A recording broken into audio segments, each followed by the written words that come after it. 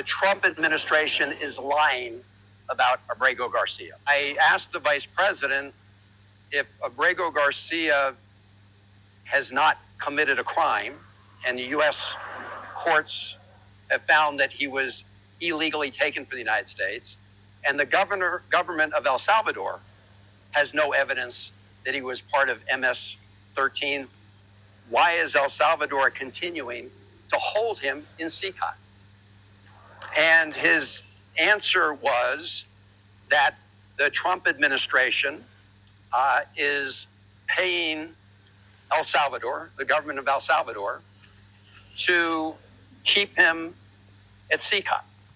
I pointed out that neither the government of El Salvador nor the Trump administration has presented evidence to support the claim that he's committed any kind of criminal acts. Thank you, Senator Chris Van Hollen. This guy. This is a great example of what people that we elect to represent us, because we have a representative democracy. At least that's what we've had for the last 200 something years. And this is what makes us Americans proud, is to have someone like this gentleman here that is really a true gentleman. He has left the United States, taken a risk, really, because I think it's risky to go to another country. And he's really tried to find answers, and he didn't find any. Well, he didn't find any that the current administration is saying are the answers. What he did find was that El Salvador can't even prove that he is MS-13.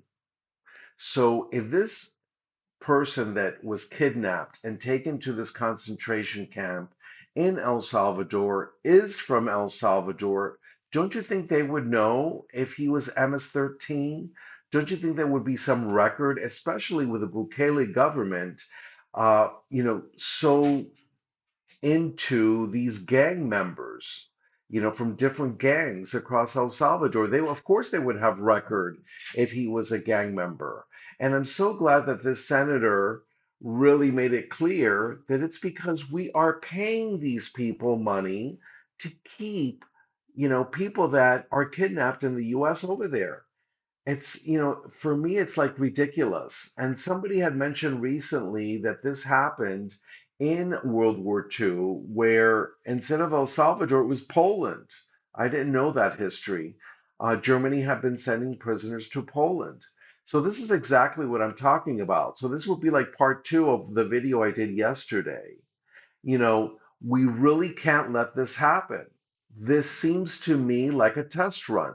It's like a test run. So if nobody says anything, and the United States government, current administration, can keep this under wraps and under the radar, then it's perfect.